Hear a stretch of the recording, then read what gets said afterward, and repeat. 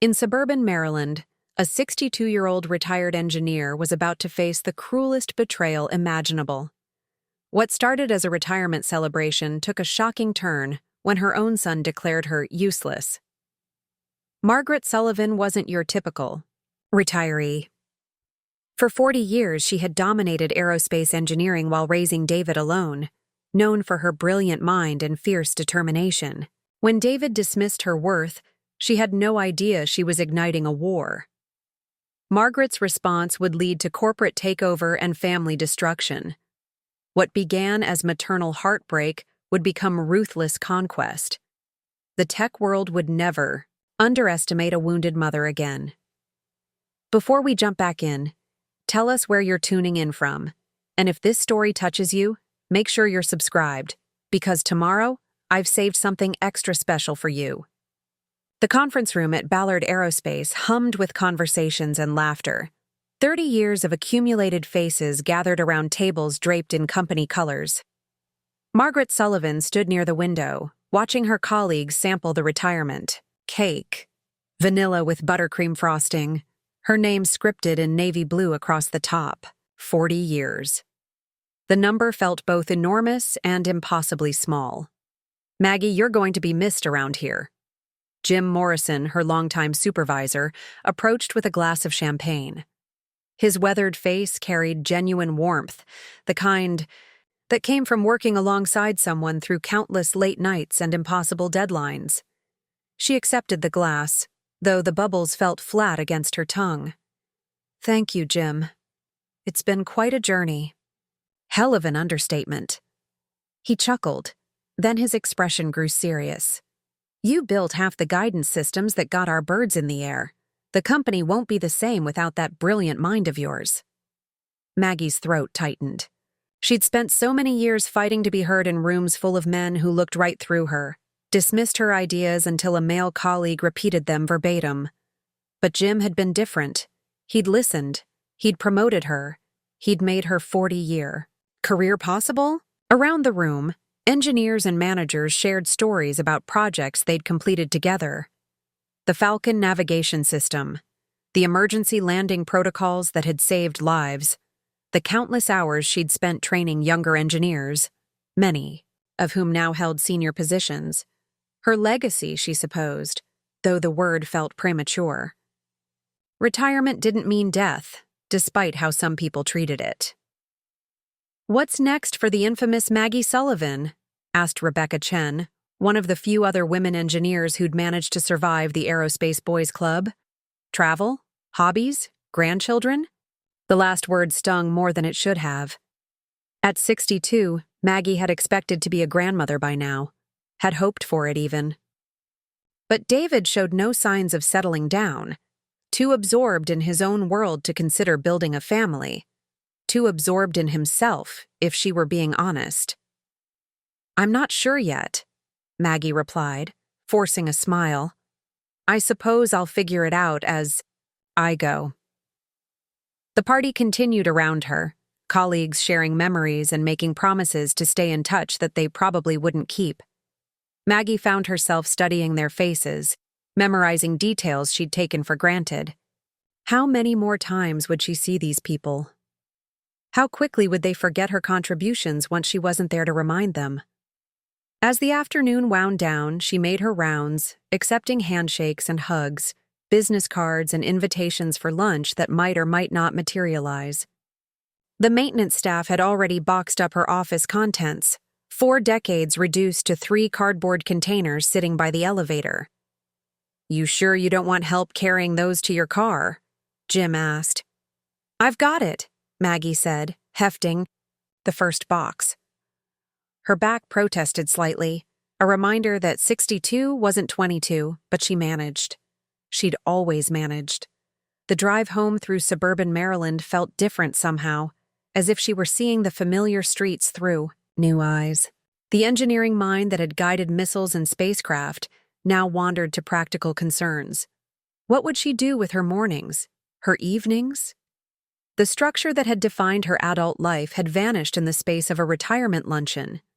Her house sat quietly in its circle of maple trees, the same modest colonial she'd bought as a young widow with a toddler son. The mortgage had been paid off years ago, another small victory in a life full of careful planning and delayed gratification. She pulled into the driveway and noticed a second car parked on the street, a sleek BMW that looked expensive and impractical. David. Her heart lifted despite everything. He'd come to celebrate with her. Despite their recent tensions, despite his increasing distance since his father's death 23 years ago, he'd remembered what today meant. Maybe she'd been wrong to worry about their relationship. Maybe retirement would give them a chance to reconnect. She found him in the kitchen, leaning against the counter with a beer in his hand. At 28, David had inherited his father's height and dark hair, but where Michael had been warm and engaging, David carried himself with a cool detachment that had only grown more pronounced with age. "Mom." He nodded, not moving to Zhao help as she set her purse down. "How was the big day?" "It was nice," she said, studying his face for signs of genuine interest. "The whole department showed up, even some people from other divisions." "That's great." His tone suggested otherwise. He took another swig of beer, his eyes already drifting toward his phone. Maggie busied herself putting together a simple dinner, nothing fancy, but she wanted this to feel special. Their first meal together in months, and her first as a retiree. She grilled chicken breasts and steamed vegetables, set the dining room table with her good china. "So," she said as they sat down, "I was thinking maybe we could plan a trip together. I've got time now, and I know you can work remotely." "Actually, Mom, I wanted to talk to you about something." David's interruption was swift, almost rehearsed. He set down his fork and looked at her directly for the first time since she'd arrived home. "Now that you're retired, I think it's important we discuss expectations." The word choice struck her as odd, clinical. "Expectations? You're going to have a lot of time on your hands now, and I get that. But I need you to understand that my life is different than it was when I was a kid. I can't be your primary source of entertainment or social interaction." Maggie felt something cold settle in her stomach. "I don't understand." David sighed, as if explaining something to a slow child. "Look, I'm sorry to be blunt, but you've got to face reality. You're useless now. Your career is over. You don't contribute anything meaningful anymore. And I need you to stay out of the way of people who actually matter." The words hit her like a physical blow. She sat perfectly still, certain she'd misheard. "David!" "I'm serious, Mom. I've got a career to build, important work to do. I can't have you calling me all the time or expecting me to fill your empty schedule. You had your chance to matter. Now it's my turn." The chicken tasted like cardboard, in her mouth. She forced herself to swallow, to maintain some semblance of composure even as her world tilted sideways. "I see." "Good." He returned to his dinner as if he hadn't just detonated a bomb in her chest. "I'm glad we could clear the air." They finished the meal in silence. David checked his phone periodically, thumbing through what looked like work emails. Maggie sat frozen, processing the casual cruelty of his words. Useless. The word echoed, in her mind, gaining weight with each repetition. After dinner, David made perfunctory conversation about his apartment, his job, his plans for the weekend, none of which included her. He left just after 8, kissing her cheek with the mechanical affection of obligation. "Take care of yourself, Mom," he said at the door. "Enjoy your retirement." Maggie stood in her entryway long after his taillights disappeared, staring at the closed door. The house felt enormous around her, filled with the silence of 40 years, worth of choices and sacrifices. She'd turned down promotions that would have required travel, unwilling to disrupt David's school schedule. She'd skipped conferences and networking events to attend his soccer games and parent-teacher meetings. She'd poured her intelligence and ambition into raising him, believing that love and dedication would create a bond that time couldn't break. useless. She made her way upstairs to her bedroom, each step feeling heavier than the last. The retirement. Congratulations cards sat unopened on her dresser, colleagues and friends celebrating a milestone that now felt like a funeral. She changed into her nightgown and sat on the edge of her bed, staring at her reflection in the vanity mirror. When had she become invisible? When had her contribution stopped mattering to the one person whose opinion she valued most? Sleep eluded her. She lay in the darkness, replaying every conversation she'd had with David over the past few years, searching for signs she'd missed. The increasing brevity of his phone calls, his reluctance to visit, the way he'd seemed impatient whenever she talked about work, as if her achievements were somehow embarrassing. At 3 a.m, she gave up on sleep and made her way downstairs to her laptop. If David thought she was useless, maybe it was time to learn exactly what kind of work he considered so important. She'd heard him mention his company before, Technova, some kind of artificial intelligence startup. She'd been proud, though he'd never seemed interested in sharing details. Now she wanted details. She typed Technova Maryland into her search engine and began to read.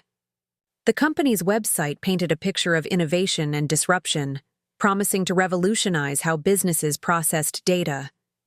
The leadership team looked exactly as she'd expected: young, predominantly male, full of confident smiles and expensive suits. She clicked through to LinkedIn, searching for David's profile. There he was, listed as a junior software developer. His bio was filled with buzzwords and technical jargon, but as she read between the lines, a different picture emerged. His responsibilities seemed routine, his projects small-scale. For all his talk about important work, he appeared to be a mid-level coder at a company that was impressive mainly for its ambitions. She spent the rest of the night researching Technova's competitors, their market position, their financial backing. Her engineering mind, trained to solve complex problems, began to see patterns, weaknesses, opportunities. By dawn, Margaret Sullivan had made a decision that would have seemed impossible 12 hours earlier. If her son thought she was useless, she would prove him wrong. Not through arguments or emotional appeals, but through the one language he seemed to understand: professional success. She was going to destroy his comfortable little world, piece by methodical piece, and she was going to use his own arena to do it. The sun rose over suburban Maryland, painting her kitchen in soft gold light. Maggie sat at her dining room table with her laptop open, surrounded by printed articles and handwritten notes. For the first time since her retirement party, she felt awake, focused, dangerous. David had wanted her to stay out of the way of people who mattered. Instead, she was going to become the person who mattered most. Marcus's hand trembled slightly as Maggie closed her laptop, the glow from the screen fading into the pre-dawn darkness of her kitchen. The house felt different. Now, not like the comfortable refuge she'd known for decades, but like a war room where strategies were born. She'd spent the entire night dissecting Technova's public presence, and what she'd found both impressed and infuriated her. The company was ambitious, well-funded, and surprisingly vulnerable. Their leadership team read like a collection of resume, buzzwords, young visionaries with impressive educations but limited real-world experience. David fit right in.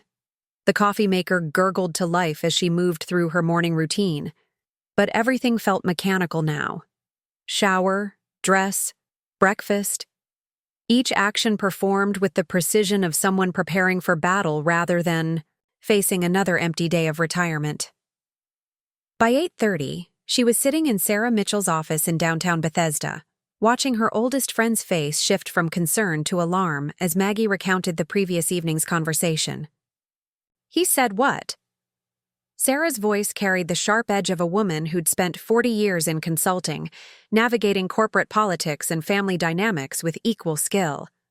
Her silver hair was pulled back in its usual professional bun, her brown eyes already calculating possibilities. "Useless," Maggie repeated, surprised by how steady her voice sounded. That I should stay out of the way of people who actually matter. Sarah leaned back in her leather chair, her fingers steepled. The office around them spoke of success, diplomas from Georgetown, industry awards, photos with clients ranging from Fortune 500 CEOs to government officials. Sarah had built her consulting empire from nothing, and unlike Maggie, she'd managed to maintain close relationships with her 3 adult children. David's always been... Sarah chose her words carefully. Challenging. But this feels different. It is different. Maggie set down her coffee cup with deliberate precision. I'm done being his safety net, done being invisible. He wants to know what useless looks like. I'm going to show him what valuable looks like. Maggie. Sarah's tone carried a warning. Whatever you're thinking, I'm thinking about Technova. Maggie pulled out her phone, scrolling through the screenshots she'd taken. You heard of them? AI startup. About 50 employees, supposedly revolutionizing data processing. Sarah's expression shifted to professional curiosity. I know Elena Rodriguez has been looking at AI investments. She's got connections throughout the startup ecosystem. Elena Rodriguez?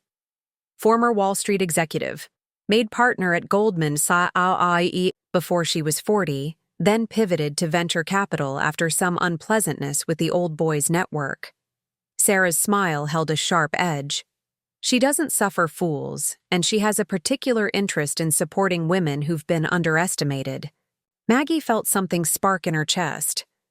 Could you introduce us? I could. Sarah studied her friend's face. But first, tell me what you're really planning. Because I know that look, Maggie. It's the same expression you had when Tommy Richardson told you women couldn't design guidance systems. The memory made Maggie's lips twitch. Tommy Richardson, who'd dismissed her innovative navigation algorithm only to watch it become the industry standard 5 years later. He'd never acknowledged her contribution, but his career had stagnated while hers soared. I'm planning to become indispensable to his company, Maggie said quietly. And then I'm planning to take it over. Sarah was quiet for a long moment, processing the audacity of the statement. That's ambitious and potentially destructive to both of you.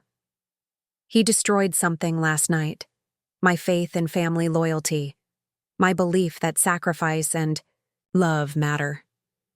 Maggie's voice remained steady, but Sarah caught the tremor beneath. I spent 40 years making him my priority, building a foundation for his success, and he threw it back in my face like it was worthless. So you're going to prove your worth by destroying his livelihood? I'm going to prove my worth by succeeding in his world. If that destroys his comfortable mediocrity, that's a consequence he brought on himself. Sarah stood and walked to her window, looking out at the bustling street below. Elena's hosting a networking event tonight. Women in tech and investment. Very exclusive, very connected. The kind of room where deals get made and careers get launched. Can you get me in? I can get you in. Sarah turned back to face her. But I need you to promise me something. Don't lose yourself in this quest for revenge. Don't become someone you won't be able to live with when it's over. Maggie nodded, though privately she wondered if she had a choice. The woman who'd woken up yesterday morning, hopeful, trusting, ready to embrace a peaceful retirement, felt like a stranger now. In her place was someone harder, more calculating. Someone who understood that being underestimated was a weapon, not a weakness. The networking event was held in a private dining room at the Four Seasons, overlooking the Potomac River. Maggie had changed into her best navy suit, the one she'd worn to board meetings and client presentations. She felt slightly out of place among the younger women in their designer dresses and statement jewelry, but Sarah's introductions opened doors quickly. Elena, I'd like you to meet Margaret Sullivan. Maggie just retired after 40 years at Ballard Aerospace, where she designed guidance systems for some of our most critical defense projects. Elena Rodriguez was smaller than Maggie had expected, barely 5'4", but she commanded attention the moment she spoke. Her dark hair was cut in a sharp bob, her handshake firm and brief. Her eyes, dark brown and intensely focused, seemed to see everything at once. Ballard Aerospace, Elena repeated, her interest clearly piqued. You worked on the Falcon navigation system. Maggie blinked, surprised. You know my work? I make it my business to know breakthrough technologies. Your algorithm revolutionized precision targeting, saved lives and taxpayer money. Elena's smile was sharp and knowing. Though I notice your name wasn't on most of the publicity materials, the casual acknowledgement of 40 years of invisible labor hit Maggie harder than she'd expected. That's how it worked back then. Back then? Elena's eyebrows rose. Honey, that's how it works now. The only difference is we're not pretending it's acceptable anymore. Preparing and narrating this story took us a lot of time, so if you are enjoying it, subscribe to our channel. It means a lot to us. Now back to the story. They talked for 20 minutes about technology, about the challenges facing women in male-dominated industries, about the venture capital landscape. Elena's questions were precise, probing, designed to assess not just knowledge, but character. So what's next for you? Elena finally asked. Golf? Gardening? Grandchildren? Actually, I'm interested in the startup world, specifically artificial intelligence applications. Elena's expression sharpened. Any particular reason? Maggie chose her words carefully. I think there's tremendous potential in AI, but I also think many of the current players lack the kind of real-world experience that prevents costly mistakes. They're brilliant at coding, but they don't understand how systems actually function in high-stakes environments. You're not wrong. Elena sipped her wine, studying Maggie over the rim of her glass. There's a lot of venture money chasing, very young teams with impressive demos but questionable execution capabilities. I'd like to change that. I'd like to bring some adult supervision to the industry. Elena laughed, a genuine sound that made several other conversations pause. Adult supervision, I like that. She pulled out her phone. There's a company I've been watching, Technova. They've got interesting technology but some concerning leadership gaps. Their CEO is brilliant but inexperienced, and their development team is heavy on enthusiasm, light on practical application. Maggie's pulse quickened, but she kept her expression neutral. Sounds like they could benefit from consulting expertise.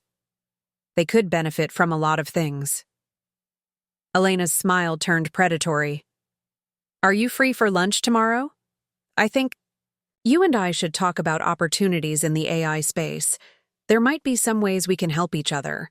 As the evening wound down, Maggie found herself surrounded by business cards and LinkedIn requests. Women who ran companies, invested millions, shaped policy.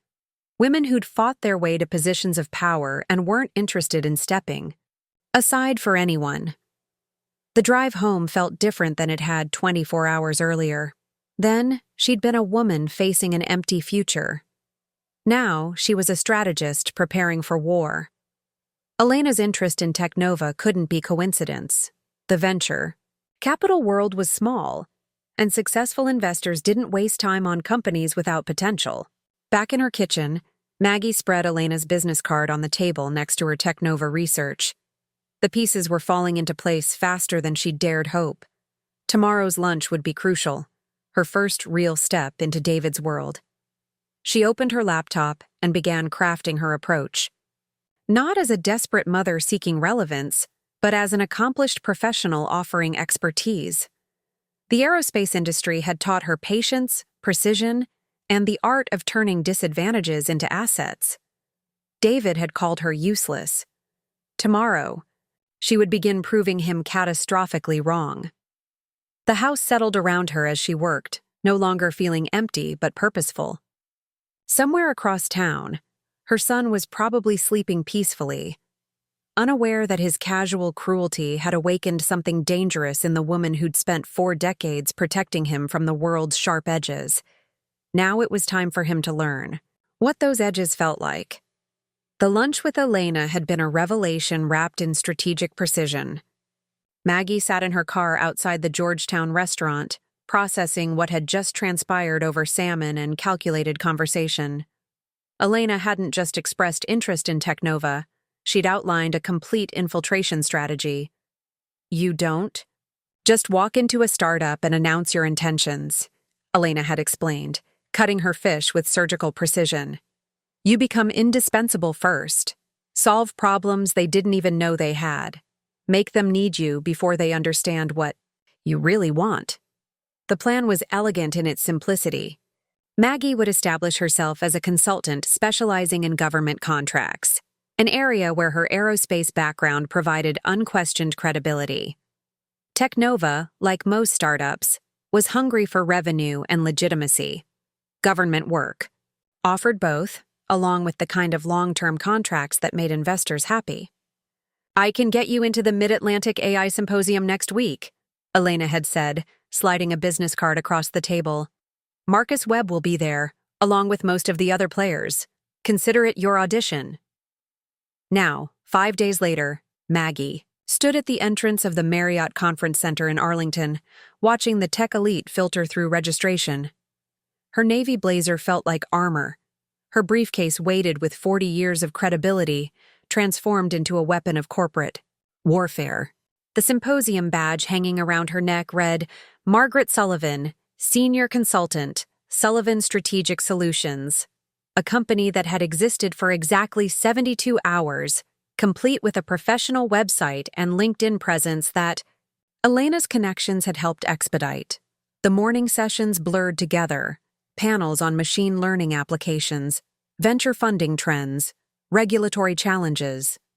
Maggie absorbed everything, cataloging weaknesses in the speakers' arguments, noting the gaps between their ambitious promises and practical implementation. These people were brilliant, but they lived in a world of theoretical perfection that rarely survived contact with reality. Marcus Webb's keynote was scheduled for 1:30. Maggie positioned herself in the third row, close enough to study his mannerisms but far enough back to avoid seeming overeager. When he took the stage, she understood immediately why investors found him compelling. At 35, Marcus possessed the kind of effortless confidence that came from never having been seriously challenged. His presentation on AI integration in critical infrastructure was polished and persuasive, filled with impressive statistics and visionary language. But Maggie's engineering mind caught the fundamental flaw within minutes. His algorithms were elegant but fragile, beautiful in laboratory conditions, potentially catastrophic in real-world applications where systems failed, users made mistakes, and cybersecurity threats evolved daily. He was building a Ferrari to drive through a minefield. During the Q&A, she raised her hand. "Margaret Sullivan, Sullivan Strategic Solutions," she said when he called on her. "Your presentation focuses heavily on optimal performance scenarios. How does your system handle degraded environments, situations where sensor inputs are compromised or communication networks are unreliable?" Marcus's smile faltered slightly. "Could you be more specific?" "In aerospace applications, we call it graceful degradation. When your primary guidance system fails at 30,000 feet, you need backup protocols that maintain basic functionality. Your AI architecture appears to assume consistent, high-quality data inputs. What happens when that assumption breaks down?" The question hung in the air like a challenge. Around her, Maggie felt the audience's attention sharpen. This wasn't the usual softball inquiry about market potential or scaling strategies. "That's an interesting point," Marcus said carefully. "We've built robust error-handling protocols." "Error handling isn't the same as degraded operation," Maggie interrupted gently. "Error handling stops the system when problems occur. Degraded operation keeps it running with reduced capability. In critical applications, stopping isn't an option." She could see him processing this, realizing that she'd identified a genuine vulnerability in his architecture. "We'd be happy to discuss the technical details offline," he said finally. "I'd welcome that conversation," Maggie replied, settling back in her seat with the satisfaction of someone who'd just demonstrated their value. The rest of his presentation felt different, less certain, more defensive. He fielded subsequent questions with visible caution, clearly shaken by her technical challenge. When the session ended, she made no move to approach him. Let him come to her. He did, of course. 20 minutes later, as she stood by the coffee station reviewing her notes, Marcus Webb appeared beside her. "Ms. Sullivan." His voice carried forced casualness. That was quite an insightful question about degraded environments. "Thank you." She turned to face him, noting the way his eyes assessed her, trying to categorize her, determine her threat level. "I've spent most of my career working on systems where failure isn't acceptable. It changes how you approach design." "Aerospace, right? Ballard?" 40 years. She sipped her coffee, watching recognition dawn in his expression. "Guidance systems, navigation protocols, failure analysis. The kind of work where theoretical elegance has to survive actual combat conditions. I'd be very interested in hearing your thoughts on our architecture." The invitation was careful, professional. "Perhaps we could set up a meeting." "I'd be happy to review your technical specifications," Maggie replied. "Though I should mention, my consulting work focuses primarily on government applications. DoD contracts, Homeland Security implementations, areas where reliability requirements are stringent." She watched his pupils dilate slightly. Government contracts represented the holy grail for startups. Massive revenue, long-term stability, the kind of credibility that made IPOs possible. "We've been exploring federal opportunities," he said carefully. "It's a challenging market. The technical requirements are complex, the security protocols intensive, and the approval process can destroy companies that aren't properly prepared." Maggie's tone was matter-of-fact, educational. But for companies with the right technology and proper guidance, the rewards are substantial. "Would you be interested in consulting for Teknova on a government application strategy?" Maggie pretended to consider this, as if the idea hadn't been meticulously planned. "I'd need to review your technology stack first, understand your capabilities and limitations. Government work requires brutal honesty about what systems can and cannot do." "Of course. When would work for you?" "I could visit your offices next week. Preliminary assessment, no obligation either direction." They exchanged business cards with the formality of strangers negotiating a potential partnership. Marcus's card was thick, expensive, the kind of detail that mattered to people who confused style with substance. Maggie's was simpler, focusing on credentials rather than aesthetics. As he walked away, Maggie allowed herself a moment of quiet satisfaction. The trap was set. Marcus Webb thought he was recruiting a consultant to help him access government contracts. He had no idea he was inviting a demolition expert to examine his foundation. Her phone buzzed with a text from Elena. "How did it go?" "Hook set, Maggie." Typed back. "Meeting scheduled for next week." The drive back to Maryland felt different than any journey she'd taken in months. For the first time since David's devastating dinner, she felt like herself again. Competent, valuable, dangerous.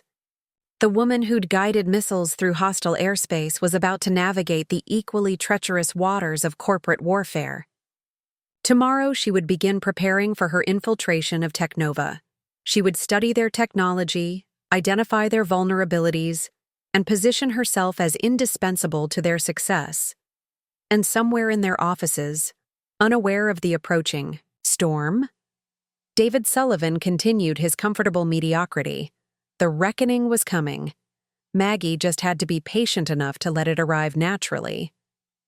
Maggie's first morning at Teknova began at 7:30, 90 minutes before most employees arrived. She'd requested early access to review technical documentation without interruption, a reasonable request that Marcus had approved without question. What he didn't realize was that she wanted time to observe the office environment, understand the informal power structures, and locate her son's workspace before their inevitable encounter. The Technova offices occupied 2 floors of a modern glass building in Rockville, all open floor plans and collaborative spaces designed to foster innovation. Maggie moved through the empty corridors with the methodical precision of someone conducting reconnaissance, noting security protocols, emergency exits, and the general layout of departments. She found David's desk in the southeast corner of the 2nd floor, part of a cluster of workstations labeled Development Team Alpha. His space was cluttered but organized. Multiple monitors, technical manuals, a collection of energy drink cans that spoke to late nights and poor nutrition habits. A framed photo of him rock climbing sat beside his keyboard, the only personal touch in an otherwise utilitarian setup. Maggie studied the photo for a long moment, remembering the frightened 5-year-old who'd clung to her after his father's funeral. When had that loving child transformed into the cold stranger who'd called her useless? When had his need for her protection evolved into resentment of her presence? "You're here early." The voice made her turn sharply.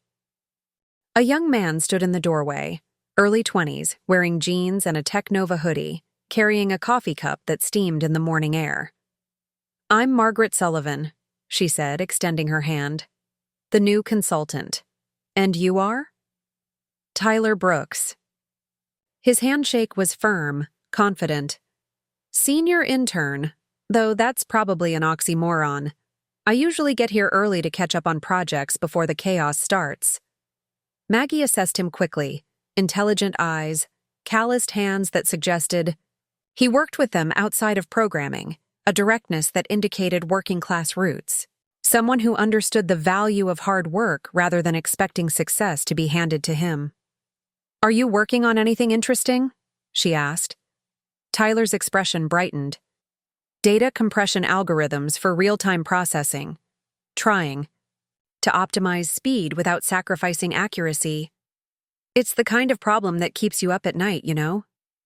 Maggie smiled, her first genuine smile in days. "I know that feeling well. What's your background?" "Computer science at University of Maryland. Graduated last month, started here 2 weeks ago." He paused, studying her face. "Are you really going to help us get government contracts?" "That's the plan. Though it depends on whether your technology can meet federal requirements." "Oh, it can," Tyler said with the confidence of youth. "The algorithms are brilliant. David Sullivan designed most of the core architecture. He's probably the smartest programmer I've ever worked with." Maggie's chest tightened at the unexpected. Praise of her son. "You work closely with David?" "He's been mentoring me, sort of. Teaching me optimization techniques, system integration protocols. The guy's a genius at making complex processes look simple." For a moment, Maggie felt a flicker of maternal pride alongside her anger.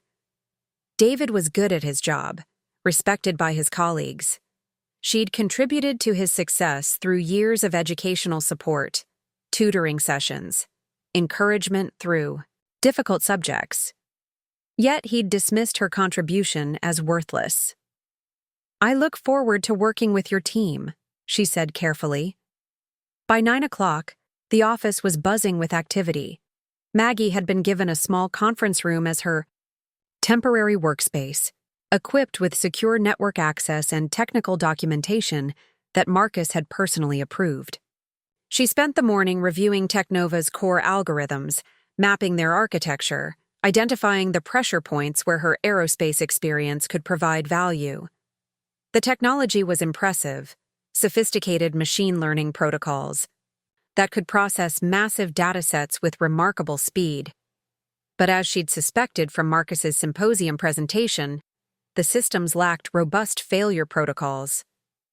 They were designed for optimal conditions, not the messy realities of government applications where adversaries actively tried to disrupt operations. At 11:15, she heard familiar voices in the hallway outside her conference room. Her son's laugh, the same laugh she'd heard across dinner tables and soccer fields for 28 years. She forced herself to focus on her laptop screen as footsteps approached. Margaret? David's voice carried shock and something else. Anger, perhaps. What the hell are you doing here? She looked up calmly, meeting his eyes with the same professional composure she'd used in countless client meetings. Hello, David. I'm consulting for Technova on government application strategy. Your what? He stepped into the conference room, Tyler trailing behind him with obvious curiosity. How is that even possible? I have 40 years of experience with federal contracting requirements, she said evenly. Marcus thought that experience might be valuable for your AI applications. David's face flushed red. This is insane. You don't know anything about our industry. Tyler's expression shifted as he realized he was witnessing a family drama. Wait, you two know each other? She's my mother, David said through gritted teeth. The words hung in the air like an accusation. Maggie watched Tyler's face cycle through surprise, confusion, and something that might have been admiration. Your mother is Margaret Sullivan? Tyler's voice carried, "Oh, the Margaret Sullivan who designed the Falcon guidance system?" David's flush deepened. How do you know about that? Are you kidding? That system revolutionized precision targeting. We studied it in my advanced algorithms class. Tyler turned to Maggie with obvious excitement. You wrote the predictive modeling protocols that compensate for atmospheric interference. That work is legendary. Maggie felt a warm glow of recognition, the first time in years someone had acknowledged her contributions without qualification or dismissal. Thank you. It was challenging work. Challenging? Tyler's eyes lit up. It was revolutionary. The mathematics alone. How did you solve the multivariable optimization problem with limited processing power? Elegant degradation, Maggie replied, noting how David's expression darkened. Instead of trying to maintain perfect accuracy under all conditions, I designed the system to maintain acceptable accuracy under increasingly difficult conditions. Better to hit close to the target than to miss completely because you're waiting for perfect data. That's brilliant, Tyler breathed. That's exactly the kind of thinking we need for the government applications. David stepped forward, his voice tight with barely controlled anger. Could I speak with you privately, Margaret? The formality of using her first name instead of Mom wasn't lost on her. Of course. Tyler excused himself reluctantly, clearly fascinated by the family dynamics he'd stumbled into. Once they were alone, David closed the conference room door and turned to face her. What is this really about? He demanded. Because I know it's not about consulting. Maggie met his gaze steadily. You told me I was useless. I'm proving you wrong. By infiltrating my workplace? By embarrassing me in front of my colleagues? By demonstrating my value in your professional environment, she corrected. If that embarrasses you, perhaps you should examine why. David's hands clenched into fists. This is sick, Mom. This is stalking. This is business, Maggie replied calmly. Marcus Webb hired me based on my qualifications, not my family relationships. If you have concerns about my work performance, I suggest you discuss them with your CEO. The power dynamic had shifted fundamentally, and they both knew it. Here, in his professional space, she wasn't his retired mother seeking attention. She was a consultant with legitimate credentials and growing influence. Stay away from me, David said quietly. Whatever game you're playing, leave me out of it. I'm not playing a game, Maggie said. I'm working. Something you told me I was no longer capable of doing. He left without another word, his footsteps echoing angrily down the hallway. Maggie returned to her laptop, but her hands trembled slightly as she typed. The first battle was over. She'd established her presence in his world and demonstrated her value to his colleagues. But looking at her son's retreating figure, she wondered if victory would feel as satisfying as she'd hoped. 3 weeks into her Technova consulting engagement, Maggie had achieved something remarkable. She'd made herself indispensable. Her government contracting proposal had landed them a preliminary meeting with the Department of Homeland Security, worth potentially $12 million over 3 years. Marcus Webb's attitude toward her had shifted from polite interest to genuine respect, and she'd been invited to join the company's weekly strategy sessions. The invitation to Technova's advisory board came on a Thursday morning, delivered personally by Marcus in her temporary conference room. "We'd like to formalize your relationship with the company," he said, sliding a folder across the table. "Advisory position, equity compensation, input on strategic direction." Maggie opened the folder, carefully scanning the terms. 0.5% equity, advisory fees of 5,000 monthly, quarterly board meetings. More importantly, access to confidential financial information and voting rights on major company decisions. "This is generous," she said, though her engineering mind was already calculating the position's strategic value. Advisory board members could influence hiring decisions, budget allocations, and corporate direction. They could also initiate votes of no confidence in leadership. "You've earned it," Marcus replied. "The DHS meeting alone justifies the equity position. But I think you bring something else, adult supervision, as Elena Rodriguez puts it." The comment made Maggie's pulse quicken. Elena had been feeding Marcus information, positioning Maggie as exactly what Technova needed. Adult supervision? Experience with high-stakes decision-making. Most of our team is brilliant, but young. They've never dealt with the kind of pressure that comes with major federal contracts. They need someone who understands how to operate when failure isn't an option. Maggie signed the documents that afternoon, officially becoming a Technova insider. That evening, she called Elena to share the news. "Faster than I expected," Elena said, though her tone carried satisfaction. "Marcus must be more desperate for legitimacy than he's letting on. How's David handling your new status?" "About as well as you'd expect." Maggie sat in her kitchen, looking out at the maple trees that were beginning to show fall colors. "He's avoiding me completely. Won't attend meetings where I'm present. Sends reports through Tyler instead of presenting directly." "That won't last," Elena said with certainty. "Board positions come with authority. Eventually, he'll have to engage with you professionally or risk looking unprofessional himself." The prediction proved accurate sooner than expected. The following Tuesday's board meeting was Maggie's first as an official member, and David had been assigned to present the quarterly development report. She watched him enter the conference room with obvious reluctance, his usual confidence replaced by barely concealed tension. "David," Marcus said cheerfully, "I don't think you've been properly introduced to our newest board member, Margaret Sullivan. This is David Sullivan, our lead developer." The formality was almost comical. David managed a stiff nod in her direction before launching into his presentation, but Maggie noticed how his hands trembled slightly as he clicked through slides, how his voice lacked its usual assurance when discussing technical specifications. When he finished, board members asked the usual questions about timelines and resource allocation. Maggie waited until the discussion wound down, before raising her hand. "David, I have a question about the error handling protocols," she said, her tone professionally neutral. "In your failure analysis, you focused primarily on internal system errors. What about external attacks? Adversarial inputs designed to confuse the AI algorithms?" David's face flushed. "That's outside the scope of current development priorities." "Is it, though?" Maggie leaned forward slightly, feeling the room's attention focus on their exchange.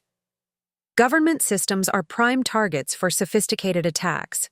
Adversaries who understand your algorithms could potentially feed your system false data designed to produce incorrect outputs. Our security protocols," David began. Address network security, yes. But I'm talking about algorithmic security. What happens when someone feeds your system data that's technically valid but intentionally misleading? The question hung in the air like a challenge. Around the table, other board members began to look concerned. These were business people, not technologists, but they understood the implications of vulnerable systems in government applications. We haven't. That level of analysis wasn't part of the initial development cycle, David admitted. It needs to be, said James Patterson, speaking for the first time since introductions.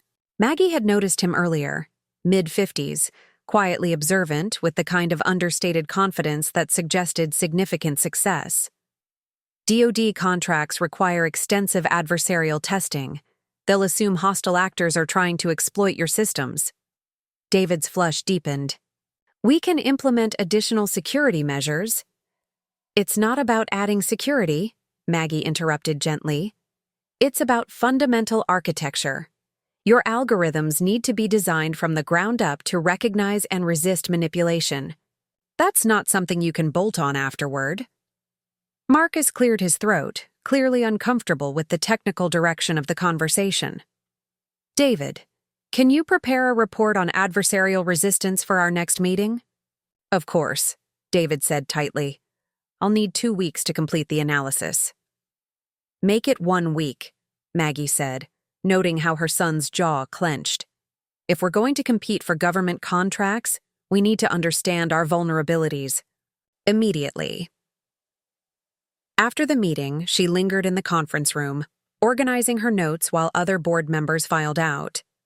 James Patterson remained as well, studying her with obvious curiosity. That was expertly done, he said once they were alone. Professional enough to avoid obvious personal conflict, technical enough to demonstrate his limitations. Maggie looked up sharply. I'm not sure what you mean. I think you know exactly what I mean. James's smile was knowing. I've built 4 companies from startup to acquisition. I recognize corporate warfare when I see it. Mr. Patterson. Please, call me James. And don't worry, I'm not judging. David's presentation revealed some significant architectural weaknesses. Someone needed to point them out. He paused, studying her face. I'm just curious about your ultimate objective. The question was direct, challenging. Maggie found herself reassessing this quiet man who'd seemed peripheral during the meeting. I want Technova to succeed, she said carefully. I'm sure you do, but I suspect you have a more specific definition of success in mind. James gathered his papers, preparing to leave. A word of advice, if you'll accept it from someone who's been through similar battles. Revenge is an expensive fuel. It burns hot and fast, but it doesn't sustain long journeys. Who says this is about revenge? Your son's body language says it. Your timing says it. The precision of your questions says it. James paused at the door. You're brilliant, Margaret. Probably the most competent person in this building. But brilliant people sometimes forget that winning a war can cost you everything you were fighting for. He left her alone in the conference room, his words echoing in the sudden silence. Through the glass walls, she could see David at his desk, shoulders rigid with tension as he stared at his computer screen. Tyler was approaching him, probably offering assistance with the adversarial analysis that Maggie had just made mandatory. She'd won today's battle decisively, demonstrated her value, exposed David's limitations, established her authority within the company structure. But James Patterson's warning nagged at her as she gathered her materials. What exactly was she fighting for? Professional vindication? Personal satisfaction? Or something deeper? Something that might ultimately prove more destructive than David's casual cruelty had ever been. Outside, the Maryland autumn was painting the trees in shades of gold and crimson, beautiful but temporary. Soon the leaves would fall, leaving the branches bare and exposed to winter's harsh realities. Maggie wondered which season she was creating for herself and her son. The opportunity presented itself on a rain-soaked Monday morning in November, when Marcus Webb made the kind of catastrophic error that destroyed careers and companies in equal measure. Maggie learned about it from Elena's urgent phone call at 6:30 a.m., her voice carrying the sharp excitement of a predator who'd spotted wounded prey. "Turn on CNBC," Elena said without preamble. "Your golden boy just handed you the keys to his kingdom."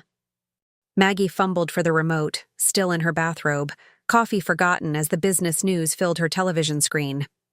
The headline made her stomach drop.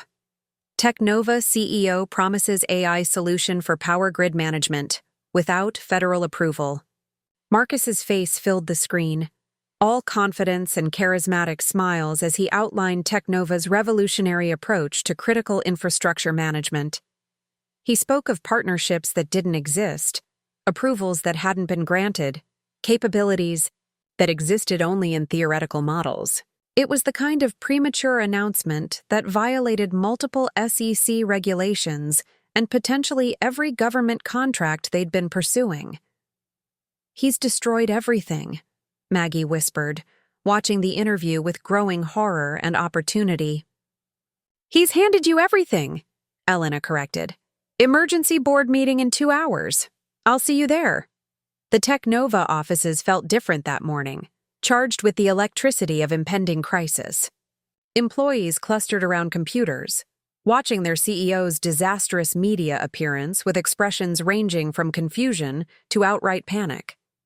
David stood near the coffee machine, his face pale as he spoke in urgent whispers with Tyler and 2 other developers. The emergency board meeting convened at 9 sharp in the main conference room. Marcus looked haggard, his usual polish replaced by defensive desperation. "I know there are concerns about this morning's interview," he began. "Concerns?"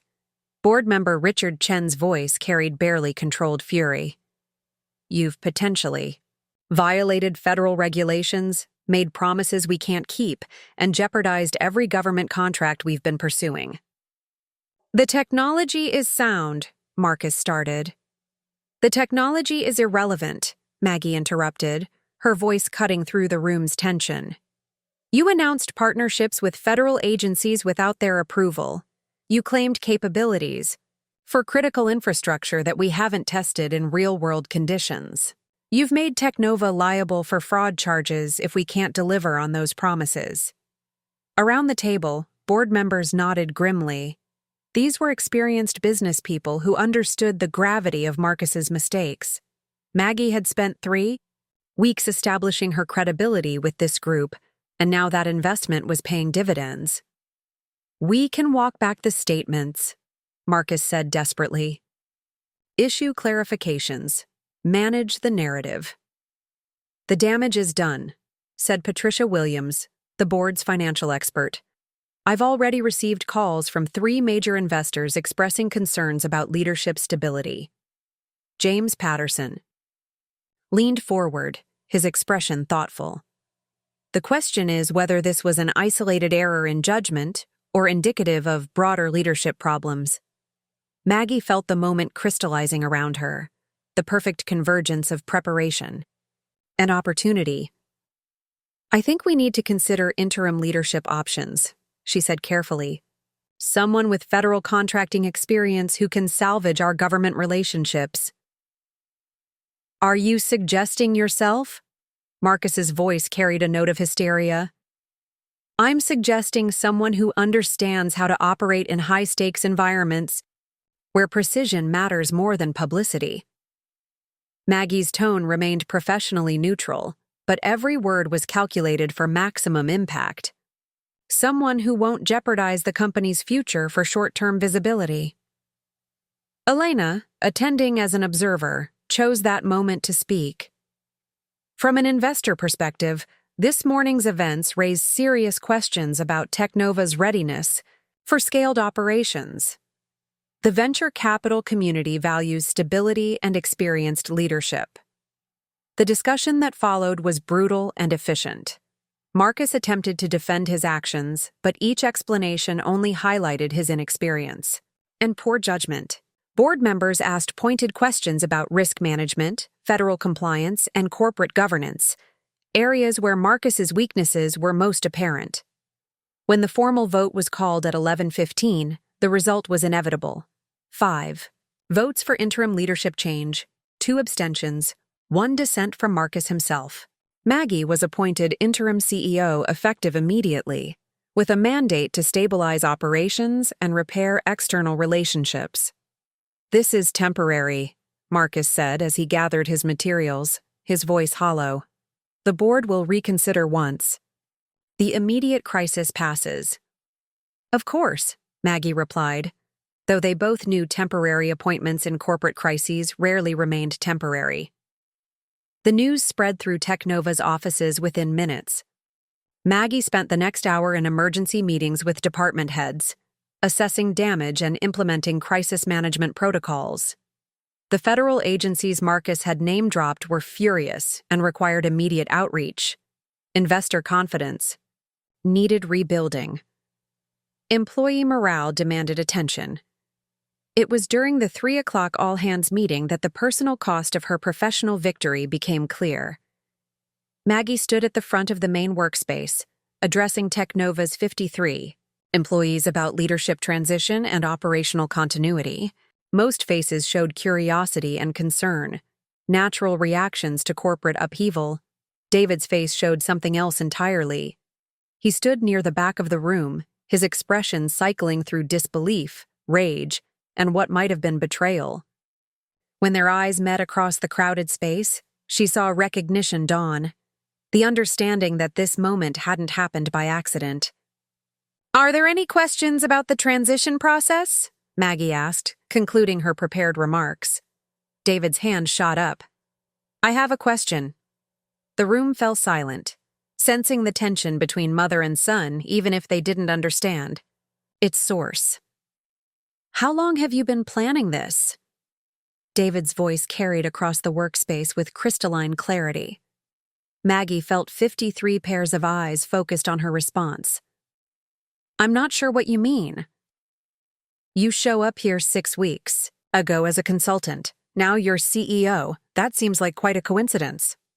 The challenge was direct, personal, inappropriate for a professional setting. But David was past caring about professional boundaries. Tyler stood beside him, his face stricken as he realized the family drama he'd been caught in the middle of. "Leadership opportunities arise based on qualifications and circumstances," Maggie replied evenly. "I'm qualified to lead this company through its current challenges." "Are you?" David's voice rose slightly. "Or are you just qualified to destroy it?" The accusation hung in the air like a toxic cloud. Around the room, employees shifted uncomfortably, unsure whether they were witnessing legitimate business, criticism, or family dysfunction spilling into their workplace. "I think we should continue this discussion privately," Maggie said. "No," David said loudly. "I think everyone should know exactly what kind of person they're working for now." He turned to address the room directly, his voice carrying bitter emotion. 6 weeks ago, this woman wasn't qualified to work in our industry. Now she's our CEO. Ask yourself how that happened. Ask yourself what someone has to be willing to do to achieve that kind of rapid advancement. "David," Tyler said quietly, trying to intervene. "She's my mother," David announced to the room. "And she's been planning this takeover since the day she walked through our doors." The revelation sent shockwaves through the assembled employees. Maggie watched faces change as people processed the implications: the family relationship, the timing, the apparent coordination of Marcus's downfall. "Is that true?" asked Jennifer Walsh from the HR department. Maggie looked at her son's furious face, then at the employees who deserved honesty from their new leader. "David is my son," she confirmed. That relationship didn't influence today's board decision, which was based entirely on leadership performance and company needs. "That's bullshit, and you know it," David said, his professional facade completely abandoned. "This whole thing has been an elaborate revenge plot because I hurt your feelings." The room held its collective breath. Maggie felt the weight of 53 people's judgment, the fragile foundation of her new authority threatening to crumble under the emotional truth of her son's accusations. "I think this meeting is concluded," she said quietly. David stared at her for a long moment, his eyes filled with something that looked like grief. Then he turned and walked toward the elevators, Tyler trailing behind him with obvious reluctance. Maggie remained at the front of the room as employees filed out in uncomfortable silence. She'd achieved her goal, taken control of Teknova, demonstrated her professional superiority, proven that she was far from useless. But watching her son's retreating figure, she wondered if victory was supposed to feel this hollow. The boardroom felt different at 7 a.m. on Tuesday morning, heavy with the weight of decisions that couldn't be undone. Maggie sat at the head of the polished conference table, reviewing financial reports while board members filed in with expressions ranging from supportive to concerned. The formal vote on permanent CEO appointment was scheduled for 8:30, but the real battle had been fought in phone calls and private meetings over the past 18 hours. James Patterson arrived last, carrying 2 coffee cups and wearing the expression of someone who'd spent the night wrestling with difficult truths. He placed 1 cup in front of Maggie before taking his seat. "Any word from David?" he asked quietly. "He submitted his resignation at midnight," Maggie replied, surprised by how steady her voice sounded. "Effective immediately." Tyler tried to talk him out of it, but apparently he's already cleared out his desk. The email had been brief and professional: 2 weeks' notice waived, all company property returned, forwarding address for final paycheck. No personal message, no acknowledgement of their relationship beyond the formal courtesy required by employment law. 28 years of motherhood reduced to a human resources transaction. "I'm sorry," James said, and Maggie could tell he meant it. It was his choice. Was it? James's question carried the weight of someone who'd been through similar corporate wars. Or did you engineer a situation where he had no good options? Before Maggie could respond, Elena arrived with the other board members, bringing news that shifted the entire dynamic. "Emergency development," she announced, settling into her chair with barely concealed excitement. "Marcus is threatening legal action. Claims the board vote was orchestrated and invalid. He's hired Clifton and Associates." The law firm's name sent ripples around the table. Clifton specialized in corporate governance disputes, with a reputation for aggressive litigation and scorched-earth tactics. A legal battle would drain resources, damage Teknova's reputation, and potentially unravel everything Maggie had built. "On what grounds?" asked Patricia Williams, though her expression suggested she already knew. "Conflict of interest," Elena replied. Claims Margaret's family relationship with David created undisclosed bias in her board recommendations. Maggie felt the room's energy shift. Board members who'd supported her appointment 12 hours earlier now looked uncertain, calculating the risks of a prolonged legal fight. "That's ridiculous," Richard Chen protested. "The board voted based on Marcus's performance failures, not family dynamics." "Try proving that in court," James said quietly. "Especially after yesterday's public confrontation. Marcus has ammunition now." The meeting that followed was brutal in its efficiency. Board members who'd praised Maggie's qualifications now questioned her judgment. Investors who'd supported leadership change now worried about legal liability. The same corporate crisis that had elevated her to power was threatening to destroy her before she could consolidate control. "We need to consider our options," Patricia said carefully. "Legal battles are expensive and unpredictable. Sometimes, the best strategy is strategic retreat." "You're suggesting we reinstate Marcus?" Maggie asked. "I'm suggesting we explore all alternatives." Patricia's tone was diplomatic but firm. "Including transitional leadership that doesn't carry legal complications." Around the table, Maggie watched her support erode in real time. These were pragmatic business people who'd back her when victory seemed certain, but wouldn't risk their own positions for a fight with uncertain outcomes. She'd miscalculated, Let personal emotions override strategic thinking. There's another factor to consider, Elena said, checking her phone. I just received word that 3 of our potential investors are pulling out pending resolution of the leadership dispute. That's $12 million in funding that disappears if this escalates. The final blow came from an unexpected source. Tyler Brooks appeared in the boardroom doorway, clearly uncomfortable but determined. "Excuse me," he said. "I know I don't belong here, but I need to say something." Maggie gestured him in, though she suspected his message wouldn't be welcome. "David asked me to deliver this," Tyler said, placing a folder on the table. "It's a detailed analysis of the adversarial resistance problems you identified. He completed it despite everything." The folder felt heavy in Maggie's hands. Inside were 40 pages of technical analysis, mathematical proofs, and proposed solutions to the algorithmic vulnerabilities she'd highlighted. The work was brilliant, comprehensive, innovative, and exactly what Teknova needed for government contracts. "He also asked me to tell you something," Tyler continued, his voice quiet but steady. "He said the work speaks for itself, that maybe competence isn't about politics or power plays. It's about solving problems that actually matter." The words hit harder than any board vote or legal threat. David had used his final act as a Teknova employee to demonstrate the very qualities she'd accused him of lacking: technical excellence, professional integrity, commitment to the companies. Success despite personal grievance. "Where is he now?" Maggie asked. "Gone," Tyler said simply. "He's taking a position with Meridian Systems in Austin. Starts next week."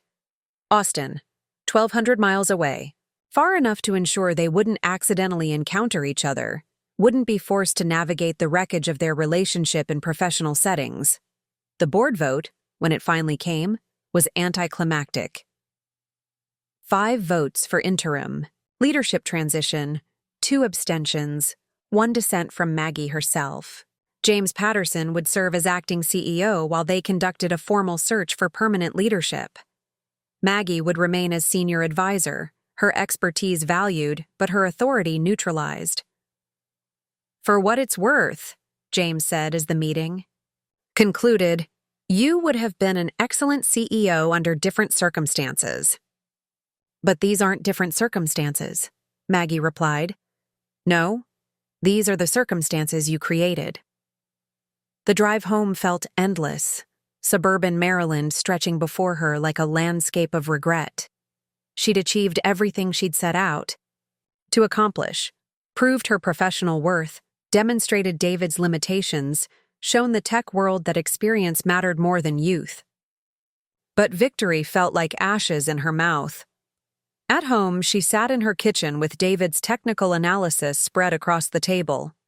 His solutions to the adversarial resistance problems were elegant, practical, implementable. The kind of work that would make Teknova's government contracts possible, secure the company's future, validate everything she'd claimed about the importance of robust systems. He'd done it for the company, not for her. Perhaps that was the most damning indictment of all. Outside, November wind stripped the last leaves from her maple trees, leaving them stark and bare against the gray sky. Maggie wondered if this was what winning was supposed to feel like: empty, hollow, surrounded by the debris of everything you'd destroyed to get there. The corner office that had once represented the pinnacle of Maggie's ambitions now felt like an elegant prison. 3 weeks had passed since James Patterson's appointment as acting CEO, and Teknova was slowly stabilizing under his measured leadership. The legal threats had evaporated, investor confidence was returning, and the government contracts Maggie had cultivated were moving forward. By any objective measure, the company was succeeding. So why did she feel like she was suffocating? Maggie stared out her window at the December morning, watching employees arrive for another day of innovative work. Her official title was Senior Strategic Advisor, a role that carried prestige and influence but felt increasingly hollow. She attended meetings where her opinions were valued but not decisive. She reviewed proposals that would shape Technova's future but wouldn't bear her signature. She'd become exactly what she'd feared most: peripheral, advisory, safely contained. "Knock, knock," Sarah's voice came from the doorway. "Thought you might need some friendly company." Maggie turned to find her oldest friend holding 2 coffee cups and wearing the expression of someone conducting a welfare check. "Sarah, what brings you to Technova?" "Concern," Sarah said bluntly, settling into one of the visitor chairs. "Elena called me. Said you've been working 18-hour days and showing signs of what she diplomatically termed executive burnout." "I'm fine," Maggie lied, accepting the coffee gratefully. "Just adjusting to the new role." The role you never wanted. Sarah's directness was one of her most valuable qualities. You didn't orchestrate a corporate takeover to become a well-paid advisor, Maggie. You wanted to run the company. You wanted to prove your worth by achieving absolute power. The assessment stung because it was accurate. Things didn't work out as planned. Because you forgot what you were really fighting for. Sarah sipped her coffee, studying Maggie's face. "Tell me something. When was the last time you felt satisfied with your work here?" Maggie considered the question.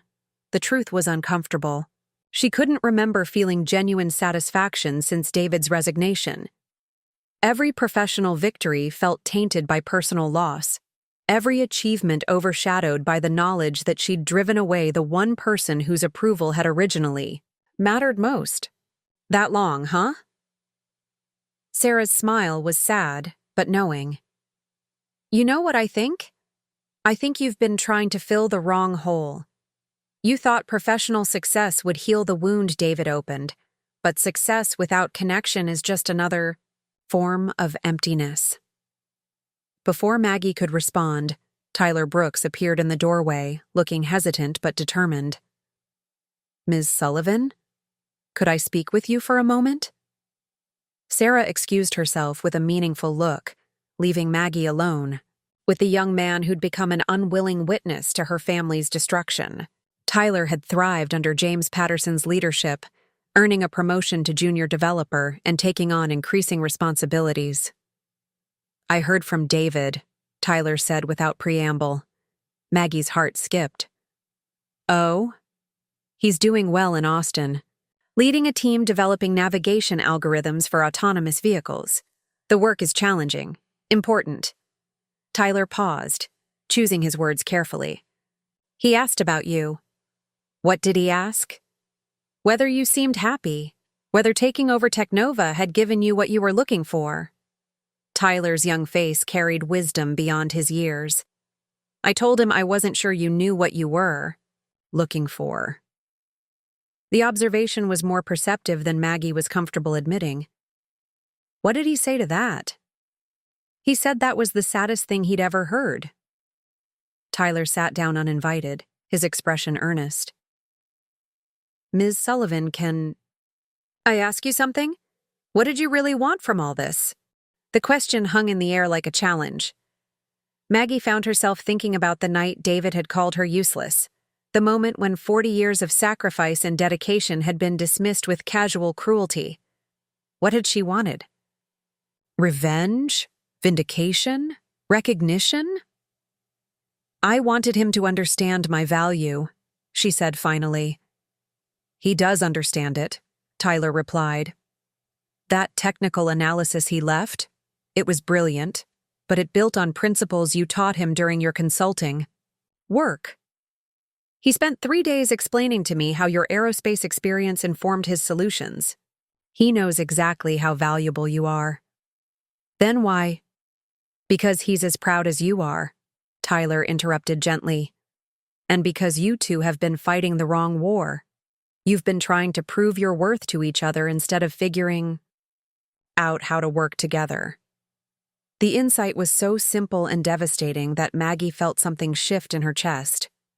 For months, she'd been focused on demonstrating her superiority, proving that David's assessment was wrong.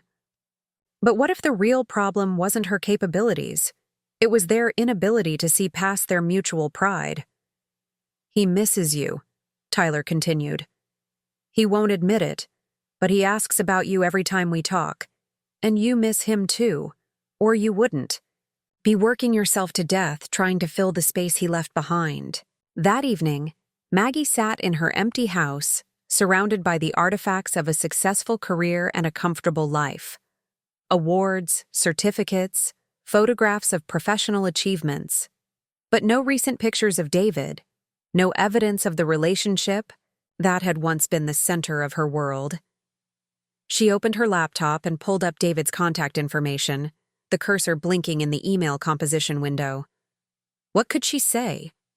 How did you apologize for a war you'd both fought too enthusiastically? How did you rebuild trust after you'd weaponized your own relationship? The email remained unwritten as she went to bed that night, but something had changed. The crushing sense of emptiness that had dominated her thoughts for weeks was beginning to shift into something else. Not satisfaction, but possibility.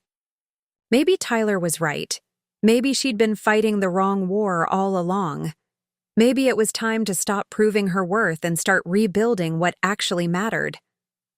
Outside her bedroom window, the first snow of winter was beginning to fall, covering the bare branches of her maple trees in pristine white. A clean slate, if she was brave enough to write on it. The decision came to Maggie on a Tuesday morning in January, crystallizing during a board meeting where she'd been discussing Technova's 5-year strategic plan. As she outlined growth projections and market expansion opportunities, she realized she was describing a future she didn't want to be part of, not in her current capacity, not with the hollow satisfaction of corporate influence without personal connection. "I need to step back," she announced, interrupting her own presentation. The boardroom fell silent, 6 faces turning toward her with expressions ranging from surprise to concern. "Step back how?" James Patterson asked carefully. "From day-to-day operations, from this role." Maggie gestured to the strategic documents spread across the table. "I want to transition to board chair position only. Someone else should handle the advisory responsibilities." Elena leaned forward, her expression sharp with concern. "Maggie, if this is about the CEO transition, it's not about professional disappointment," Maggie interrupted. "It's about priorities. I've spent 6 months proving I could succeed in this industry, and I have. But success without purpose is just elaborate busy work." The conversation that followed was gentle but probing. Board members wanted to understand her motivations, ensure the decision wasn't being made from depression or burnout. James, in particular, pressed her about timing and long-term goals. "What will you do?" he asked. "You're 62, not 92. You have decades of productive work ahead of you. I'm going to focus on relationships that matter," Maggie said, "starting with the one I've damaged most." 3 days later, she was sitting in Sarah's living room, phone in hand, staring at David's number. They'd scheduled this moment, Sarah serving as moral support while Maggie attempted to bridge a chasm of her own creation. "Just call him," Sarah said from her position on the couch. "The worst thing that happens is he hangs up. The best thing is, you start healing." "What if he doesn't want to heal?" Maggie asked. "Then you'll know, but you'll also know you tried." The phone rang 3 times before David answered, his voice carefully neutral. "Hello, Mom?" The simple acknowledgement of their relationship nearly undid her composure. "David, thank you for taking my call. Tyler said you wanted to talk. I wanted to apologize." The words came out in a rush. "For everything. For infiltrating your workplace. For manipulating the situation. For letting my hurt feelings justify destructive behavior." Silence stretched between them, filled with the weight of months of anger and misunderstanding. "Why now?" David asked finally. "Because Tyler helped me realize something. We've been fighting the wrong war. I was so focused on proving my worth that I forgot what actually has worth, our relationship." "You proved your point," David said, his voice flat. You showed everyone how competent you are. You got what you wanted. I got what I thought I wanted, Maggie corrected. But it turns out professional vindication feels pretty empty when you've lost your son in the process. Another pause, shorter this time. I never wanted to lose you either, Mom. But what you did, it felt like betrayal. Like you'd been pretending to care about me when you really just wanted to use me. The pain in his voice was raw, honest, devastating. I wasn't pretending to care about you. I was caring about you wrong. I was so hurt by what you said that I stopped trying to understand why you said it. I was cruel, David admitted quietly. That dinner. I was frustrated with my own life, feeling like I was still living in your shadow, and I took it out on you in the worst possible way. Tell me about the shadow, Maggie said. Help me understand. What followed was the most honest conversation they'd had in years. David talked about growing up as Margaret Sullivan's son, about feeling like he could never match her achievements, about the pressure of being constantly compared to someone whose accomplishments seemed impossibly high. He described feeling suffocated by her expectations, resentful of her sacrifices that made his own contributions seem insignificant. I know you gave up opportunities for me, he said, but it also meant I never got to see you as a separate person. You were always my mother first, your own person second. When you retired, I thought maybe that would change. Instead, I panicked and said something unforgivable. It wasn't unforgivable, Maggie replied. It was honest, cruel, but honest. And maybe I needed to hear it. Maybe I needed to find out who I was when I wasn't just your mother. Did you find out? Maggie considered the question. I found out I'm someone who can succeed in your world, but I also found out that success without connection is meaningless. I don't want to be Margaret Sullivan's successful executive. I want to be your mother who also happens to be competent and accomplished. I want that too, David said, his voice thick with emotion. I want to be proud of your achievements without feeling diminished by them. I want to share my work with you without feeling like I'm being judged. The conversation continued for nearly 2 hours, working through months of accumulated hurt and misunderstanding. They talked about boundaries, about respect, about the difference between supportive interest and overwhelming involvement. They discussed David's work in Austin, which was going well, and Maggie's transition at Technova. Tyler says you're mentoring other women in tech, David said near the end of their call. Some, Maggie confirmed. Women facing the same barriers I did, trying to prove their worth in male-dominated industries. It turns out my real expertise isn't just in engineering, it's in navigating professional environments that don't always welcome experience and wisdom. That sounds fulfilling. It is. More fulfilling than corporate politics ever were. Before they hung up, they made plans, tentative but real. David would visit Maryland in March, staying for a long weekend to see his childhood home and spend time rebuilding their relationship. Maggie would visit Austin in the summer, meeting his colleagues and seeing his new life. Mom, David said just before ending the call, I'm proud of what you accomplished at Technova. I always was. I was just too stubborn and hurt to say so. I'm proud of you too, Maggie replied. Not just for your technical skills, but for your integrity. That analysis you left, it was brilliant work that put the company's needs ahead of personal grievance. After the call ended, Maggie sat in Sarah's living room feeling lighter than she had in months. The work of rebuilding would be slow, requiring patience and humility from both of them. But for the first time since that devastating dinner, she felt hopeful about the future. Outside, winter was beginning to loosen its grip on Maryland, the first hints of spring visible in the lengthening days. New beginnings were possible, even after the harshest seasons. The restaurant was the same one where it had all begun, Romano's. Italian kitchen, with its checkered tablecloths and the lingering scent of garlic bread that had defined countless family dinners throughout David's childhood. But this time, the atmosphere carried none of the underlying tension that had poisoned their last meal together. 6 months of careful rebuilding had led to this moment.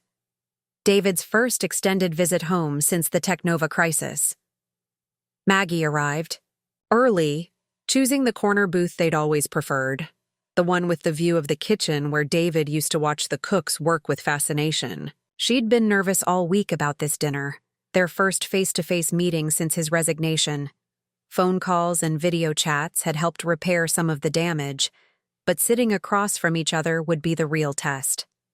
David appeared, in the doorway at exactly 7 o'clock, scanning the restaurant until he spotted her. He looked good, healthier than she remembered, his posture more relaxed. Austin had been good to him, or perhaps distance from their toxic dynamic had allowed him to find his own equilibrium. "Mom," he said, sliding into the booth across from her. The word carried warmth she hadn't heard in years. "You look well," she said, studying his face. The anger that had defined their last encounters was gone, replaced by something that looked like peace. "I feel well," David replied. "Austin's been good for me. The work is challenging. The team respects my contributions. And nobody cares that my mother is Margaret Sullivan." "Do you like being unknown?" Maggie asked. "I like being judged on my own merits," he said carefully. "Though I've realized that some of my merits come from having Margaret Sullivan as a mother. Your emphasis on precision, your problem-solving approach, your work ethic, those shaped who I became as an engineer." The acknowledgement meant more than any professional accolade Maggie had ever received. "You always had the talent. I just helped you organize it." They ordered their usual dishes, chicken parmesan for David, seafood risotto for Maggie, and settled into conversation that felt surprisingly natural. David told her about his team's work on autonomous vehicle navigation, the technical challenges they were solving, the satisfaction of building systems that would save lives. Maggie shared updates about her mentoring work, the women she was helping navigate corporate environments, the consulting projects she'd taken on for companies serious about inclusive leadership.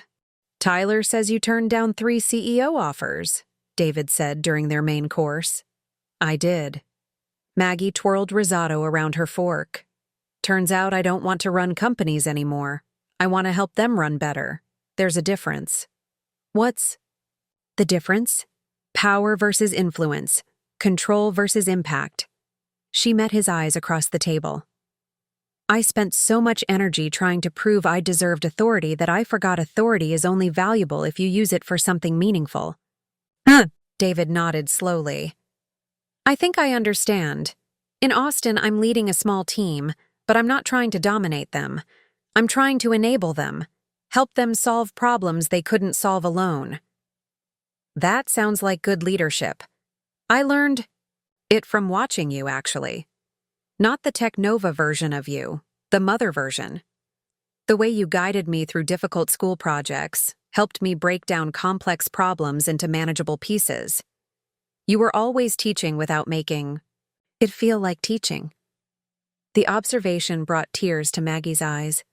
"I wish I'd remembered that approach when I entered your professional world." "You were hurt," David said gently. "I hurt you badly, and you responded from that pain. I understand that now." They talked about Technova, which was thriving under James Patterson's leadership. The government contracts Maggie had cultivated were generating steady revenue, and David's adversarial resistance protocols had become a key competitive advantage. Tyler had been promoted again and was leading his own development team. "He credits both of us for his success," David said with a smile, "says he learned technical excellence from me and strategic thinking from you." "Smart kid." "He is. He's also been asking when you're going to visit Austin. Apparently, my colleagues want to meet the legendary Margaret Sullivan." "Would that bother you?" David considered the question. 6 months ago? Yes. Now? I think I'd be proud to introduce you as my mother, not as a professional rival. After dinner, they walked through Maggie's neighborhood, past houses where David had trick-or-treated and lawns where he'd played soccer. The spring evening was warm, filled with the sounds of families and the scent of blooming dogwoods. I have something for you, David said as they reached the front porch. He pulled an envelope from his jacket pocket. I've been working on it since our first phone call. Inside was a technical paper titled Integrated Systems Architecture, Lessons from Aerospace Applications in AI Development. The abstract credited Margaret Sullivan as co-author and described how aerospace engineering principles could improve artificial intelligence reliability. I want to present this at the International AI Conference this fall, David said, with you, as partners, not competitors. Maggie read through the paper's introduction, recognizing her own insights woven seamlessly with David's technical innovations. It was collaborative work in the truest sense, each contributor's strengths complementing the other's expertise. This is brilliant, she said. It's what we should have been doing all along, building on each other's knowledge instead of fighting for territory. They sat on the porch swing where David had spent countless hours as a child, listening to the sound of suburbia settling into evening. Maggie felt a contentment she hadn't experienced in years, not the hollow satisfaction of professional achievement, but the deep fulfillment of relationships repaired and strengthened. I have news, she said. I'm starting a nonprofit, Women in Tech Mentorship Initiative. Sarah's helping with the business structure, Elena's providing initial funding, and James has agreed to serve on the advisory board.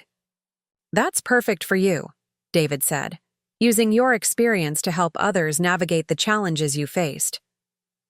I was hoping you might consider joining the Technical Advisory Committee. We'll need people who understand both the engineering challenges and the human dynamics. David smiled. I'd be honored. As the evening deepened, they moved inside to continue their conversation over coffee. The house felt alive again, filled with laughter and genuine connection. They looked through old photo albums, sharing memories of science fair projects and family vacations, gradually rebuilding the foundation of trust that had been damaged but not destroyed. I love you, Mom, David said as he prepared to leave for his hotel. I'm sorry it took me so long to remember how to show it. I love you too, Maggie replied, hugging him tightly. Thank you for giving us a second chance. After he left, Maggie sat in her kitchen with David's paper spread before her. Outside, the maple trees that had watched over their family for decades rustled in the evening breeze, their leaves full and green with the promise of summer. She was 63 years old, with decades of experience and wisdom to share. Her son was a successful engineer building meaningful technology. They had work to do together, not in competition, but in collaboration. For the first time in her adult life, Maggie Sullivan felt truly useful. Up next, you've got 2 more standout stories right on your screen. If this one hit the mark, you won't want to pass these up. Just click and check them out, and don't forget to subscribe and turn on the notification bell so you don't miss any upload from us.